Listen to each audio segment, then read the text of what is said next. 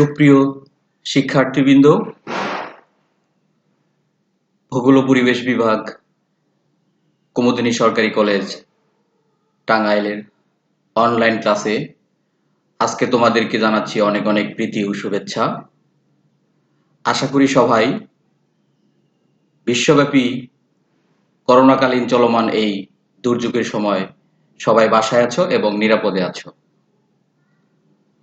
তো আজকের বিষয় শিরোনাম হচ্ছে ভূগোলের অত্যন্ত গুরুত্বপূর্ণ একটি প্রারম্ভিক আলোচনার বিষয়, ভূ-অভ্যন্তরের গঠন ও উপাদান বা internal structure of the earth. ভূগোলের এই অত্যন্ত গুরুত্বপূর্ণ আলোচনার উপাদানটি আজকে তিনটা ক্লাস কার্যক্রমের সিলেবাসকে কভার করবে। এক,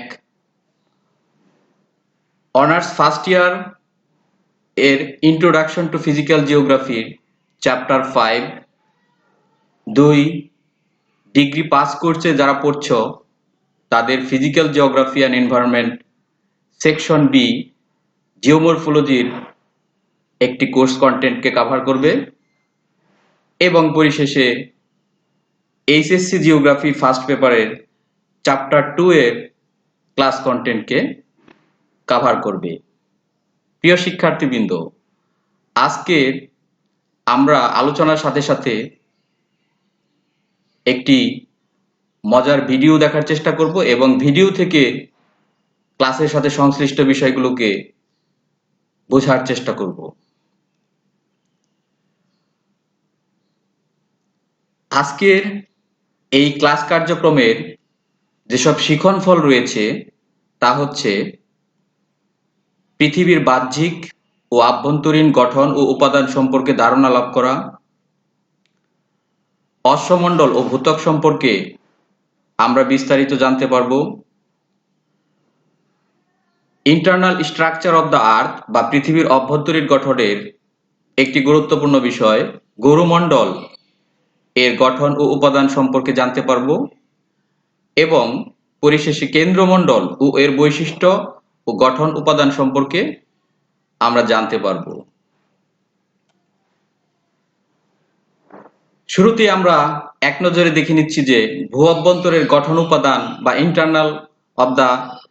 internal structure of the earth কি। আমাদের এই সুন্দর পৃথিবী সূর্যের তৃতীয় নিকটতম গ্রহ। সূর্য হতে এর দূরত্ব 15 কোটি কিলোমিটার। আমরা জানি পৃথিবীর একটি মাত্র উপগ্রহ রয়েছে চন্দ্র। পৃথিবী দেখতে মার্বেলের মতো, কিন্তু এর ব্যাসার্ধ প্রায় 6400 কিলোমিটার। এর ভেতরে কঠিন আবরণ ভেদ করে দেখার কোনো সুযোগ নেই। এটি অভ্যন্তরীণ গঠন ও বাইরের আবরণ সম্পর্কে তথ্য সংগ্রহ করা যদিও খুব কঠিন ব্যাপার, তারপরেও পৃথিবীর ইতিহাস যখন থেকে আমরা জানতে পেরেছি সেই শুরু থেকে বর্তমান পর্যন্ত বিজ্ঞানীরা, ভূতাত্ত্বিকগণ এবং ভূগোলবিদগণ বা বিভিন্ন দার্শনিকগণ বিভিন্ন সময়ে যে তথ্য উপস্থাপন করেছেন তার উপর ভিত্তি করে আমরা আজকে ভূ অভ্যন্তরের গঠন ও উপাদান সম্পর্কে জানার চেষ্টা করব।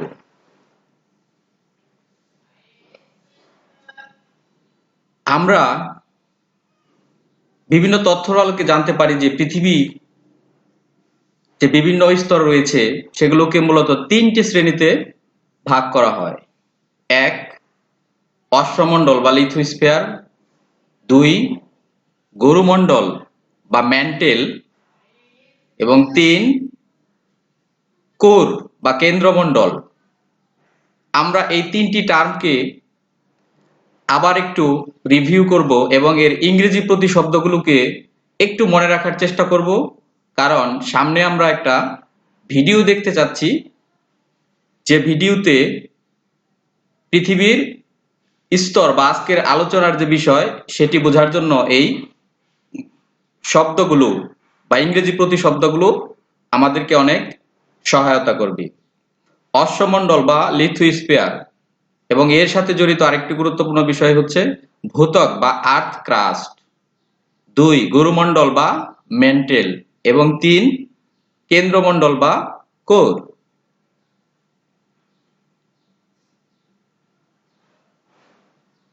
এখন আমরা ভূ-অভ্যন্তরের এই গঠন উপাদান সম্পর্কে বা বিভিন্ন যে স্তর রয়েছে তার একটি ডায়াগ্রাম দেখার চেষ্টা করছি।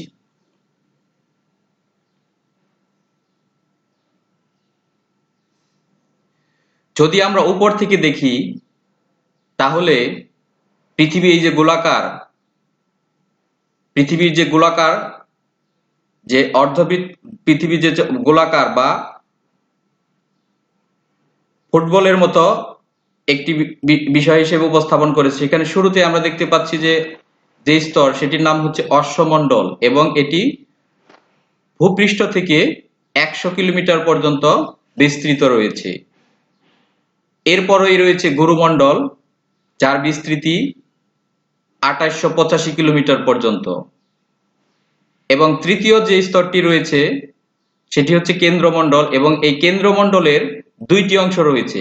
একটি হচ্ছে বহিঃকেন্দ্র, যা 2270 কিলোমিটার পর্যন্ত বিস্তৃত, এবং আরেকটি হচ্ছে অন্তঃকেন্দ্র, যা 1216 কিলোমিটার এর অবস্থান বা বিস্তৃতি রয়েছে।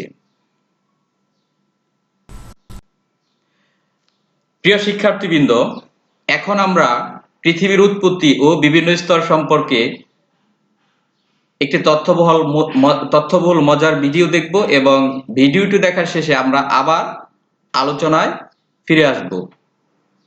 তো আমরা দেখতে যাচ্ছি এখন পৃথিবীর উৎপত্তি ও বিভিন্ন স্তর সম্পর্কে একটি তথ্যবহুল মজার ভিডিও। আমরা খুব ধৈর্য এবং মনোযোগ সহকারে ভিডিওটি উপভোগ করার চেষ্টা করব।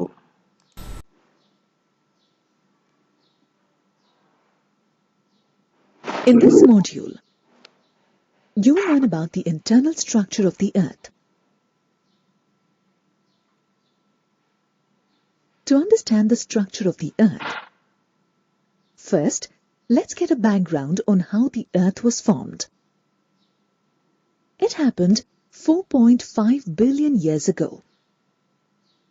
The Earth then was nothing like what it is today. The Earth started off as a round ball of homogeneous, molten material revolving around the Sun. As the liquid slowly cooled down, the denser materials that formed the Earth solidified and sank to the center of the Earth, where they formed a metallic core. At the same time, the lighter, less dense elements were pushed out toward the surface, where they formed the Earth's crust. This led to the formation of the Earth with several different layers of material, very much like an onion. These layers are arranged one on top of the other. The outermost layer is the solid crust. Next is the highly viscous layer called the mantle. Below the mantle is the liquid outer core of the Earth. A solid inner core forms the Earth's innermost layer. The topmost layer, the crust, is the thinnest layer. This layer can be classified into oceanic crust and continental crust. The oceanic crust, that is, the crust beneath the oceans, is only about 5 kilometers thick. On the other hand, the continental crust can be as thick as 35 kilometers. However, considering the Earth's size, the crust is quite thin. Suppose the Earth was scaled down to the size of a football. Can you guess how thick the crust would be? It would be about 0.5 millimeter thick. The Earth's crust is at its thinnest in places such as the Rift Valley in East Africa and thickest under mountain ranges. The continental crust is composed of two minerals, silica and alumina. The combination of these two elements gives it the name Sial. The oceanic crust, on the other hand, is mostly made up of silica and magnesium and is called Sima.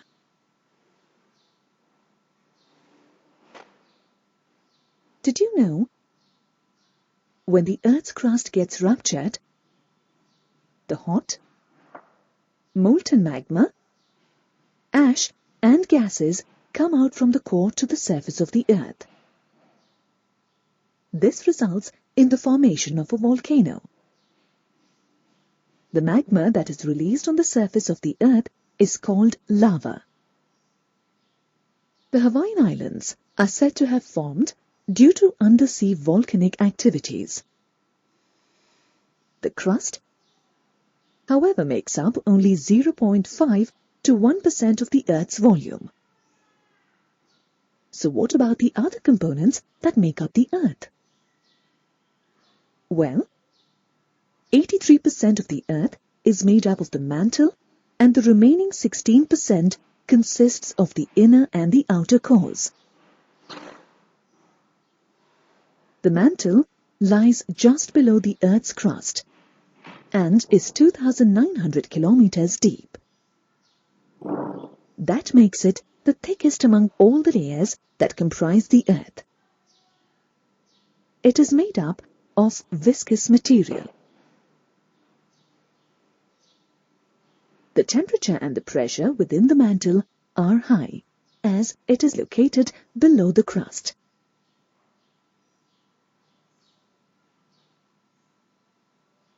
That makes the material of the mantle very viscous, which means, although it is in liquid form, it does not flow freely. This material inside the mantle is more viscous than tar and is known as magma.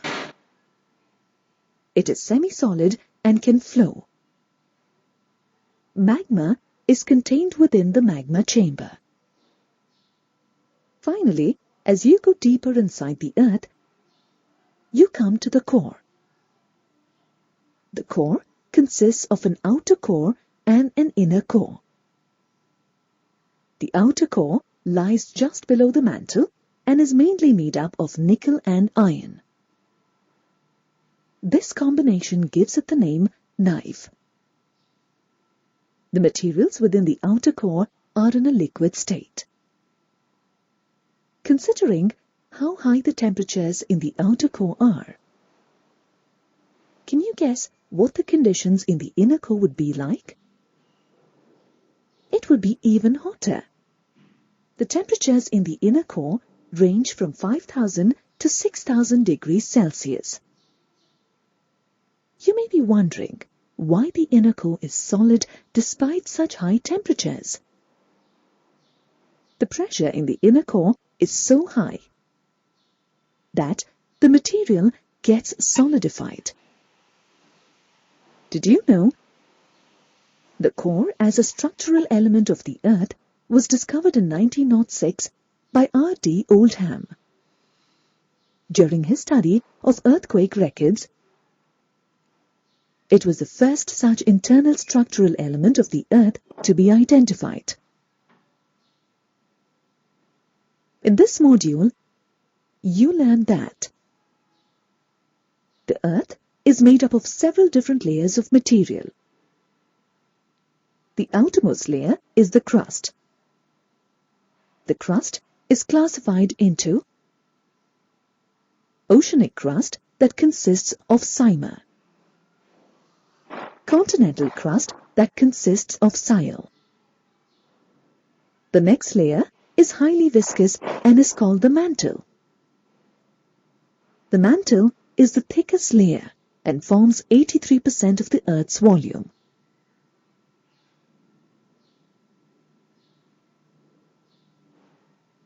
The outer core is made of nickel and iron and is called knife. The material in this layer is in a liquid state. The inner core is solid and has very high temperature and pressure.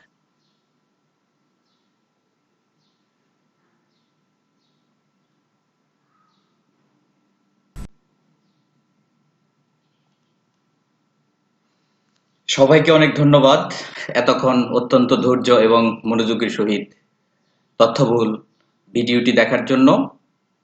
আশা করছি আমরা এখন আবার বিস্তারিত আলোচনা করব এবং ভিডিওটি আমাদের এই আলোচনার বোঝার সুবিধার্থে অনেক বেশি সহায়তা করব। ধন্যবাদ সবাইকে। তো এখন আমরা দেখতে যাচ্ছি যে ভূত্বক বা আর্থ ক্রাস্ট এবং অশ্বমণ্ডল বা লিথোস্ফিয়ার কি। পৃথিবীর অভ্যন্তর আমরা ভিডিওতে দেখলাম যে 3টি অংশে বিভক্ত। এর উপরের অংশকে অশ্বমণ্ডল বলে।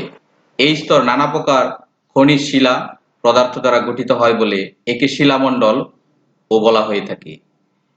এর গভীরতম স্থান বিশেষে 30 থেকে 40 কিলোমিটার পর্যন্ত ধরা হয় এবং এই স্তর গঠিত তাদের মধ্যে যে সমস্ত উপাদান রয়েছে তা হচ্ছে সিলিকন, অ্যালুমিনিয়াম, অক্সিজেন, লৌহ, ক্যালসিয়াম, সোডিয়াম, পটাশিয়াম ইত্যাদি।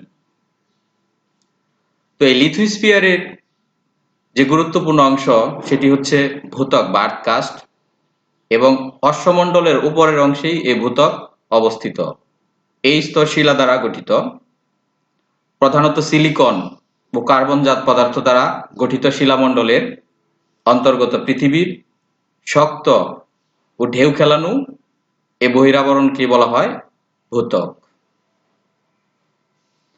ছবিতে আমরা একটি গুগল ম্যাপ দেখতে পাচ্ছি এবং এই গুগল ম্যাপে আর্থ ক্রাস্টের গুরুত্বপূর্ণ অংশ ভূত্বককে দেখানো হয়েছে।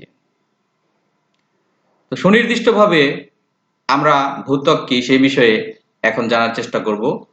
যে ভূঅভ্যন্তরের যে অন্যান্য স্তরের তুলনায় ভূত্বকের পুরুত্ব সবচেয়ে কম এবং গড়ে 20 কিলোমিটার। ভূত্বক মহাদেশীয় তলদেশে এর পুরুত্ব 35 কিলোমিটার এবং সমুদ্র তলদেশে এর পুরুত্ব 5 কিলোমিটার। ভূত্বকের উৎপত্তি।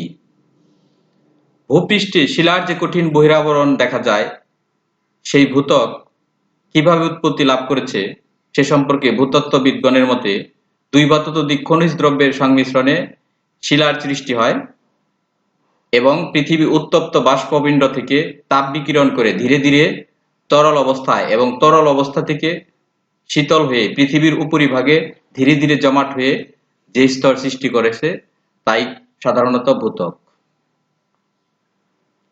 সাধারণত পাথর, নুড়ি পাথর, কাকর, গ্রানাইট, কাদা, বালু ইত্যাদি ভূত্বক গঠিত।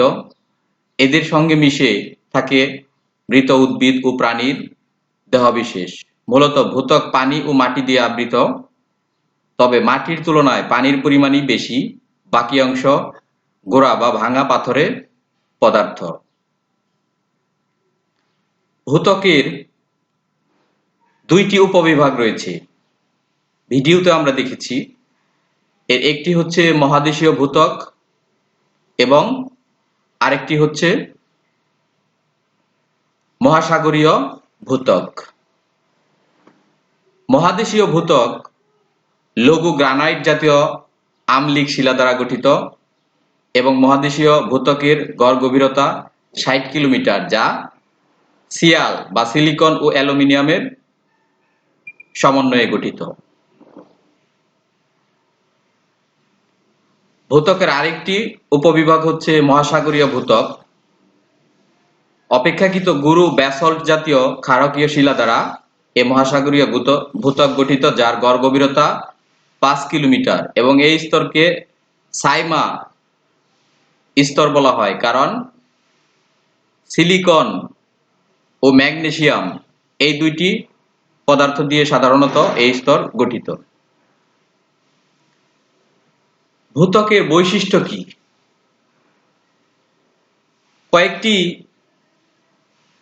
ক্রাইটেরিয়ার ভিত্তিতে আমরা ভূপৃষ্ঠের যে ভূ অভ্যন্তরের যে স্তর রয়েছে তার বৈশিষ্ট্য আলোচনা করার চেষ্টা করব। এখন আমরা দেখতে যাচ্ছি ভূত্বকের বৈশিষ্ট্য কি। এক, গভীরতা। ভূত্বকের গড় গভীরতা সব জায়গায় সমান নয়। এর গভীরতা মহাদেশীয় নিচে প্রায় 60 কিলোমিটার এবং মহাসাগরের নিচে প্রায় 5 কিলোমিটার। উপাদান: মহাদেশীয় ভূত্বক সিলিকন ও অ্যালুমিনিয়াম এবং মহাসাগরীয় ভূত্বক সিলিকন ও ম্যাগনেসিয়াম দ্বারা গঠিত। এখানে আমরা ভূত্বকের যে স্তর রয়েছে এবং তার যে গঠন উপাদান রয়েছে সেই উপাদানগুলোর একটি ডায়াগ্রাম দেখার চেষ্টা করছি।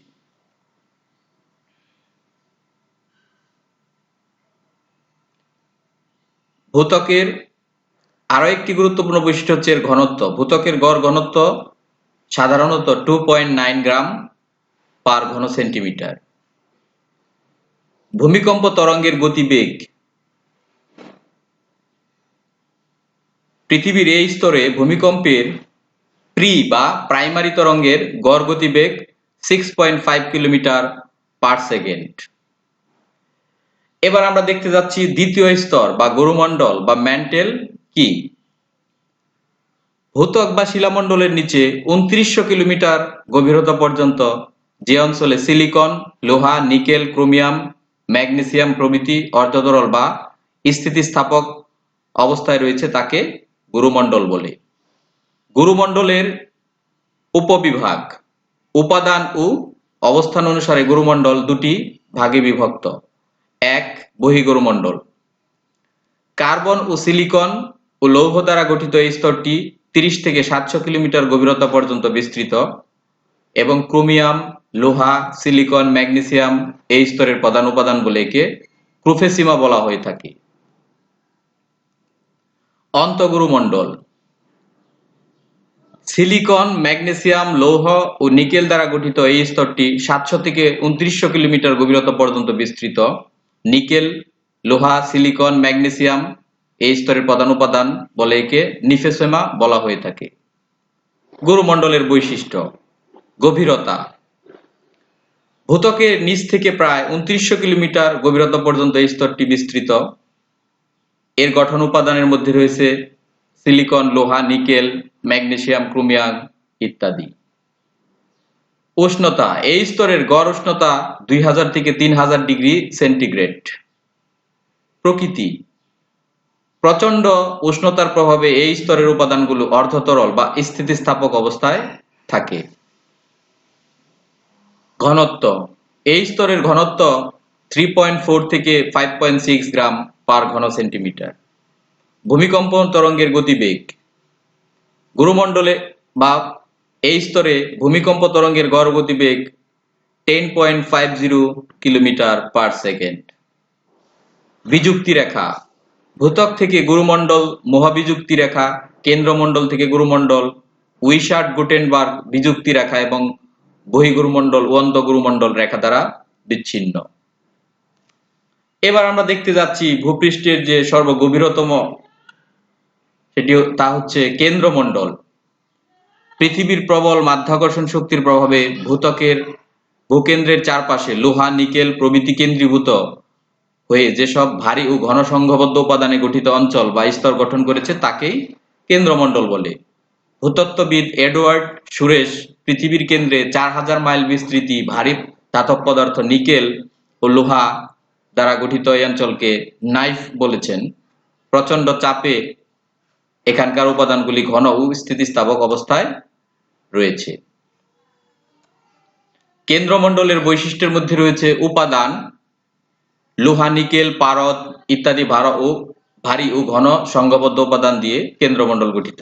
গভীরতা: কেন্দ্রমণ্ডলের গভীরতা 3475 কিলোমিটার জুড়ে বিস্তৃত।